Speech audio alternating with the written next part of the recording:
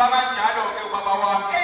Ngamvuma ngomlomo nangayo inhliziyo ngamvuma phambi kwebandla kugcwele nje ukumvuma namuhla bheka sengikephi ngokukholwa sengethemba izinto ezingabonwanga izibone zenzeka esezenza ongabonanga etshela athi phela ungumnini wamandla.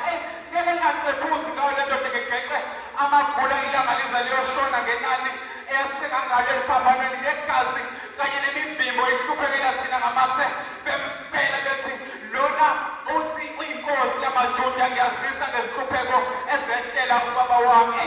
Ngisho igama nje likababa linamandla kulibiza umqonda lo ombizayo ungubani ngisho abathakathi kuyabehlula kukuloya ngesikhonkwane esigazi ubethele ngalo ngingasoze laphela amandla unqobe izimpi ngahlonipha awakhe amandla angelinganiswe. Ngibheka umoya oyingcwele okubantu njengoba sizabe bese ngibheke imvelo ongamahlathi nabantu bese ngibone ilwane zasendle kuwo amahlathi ngikhumbule athi konke kadalwa ngaye kwadalelwa yena ngaye sinokuhlengwa nokuthethelelwa kwezono nguye oselusayo asihole endleleni nguye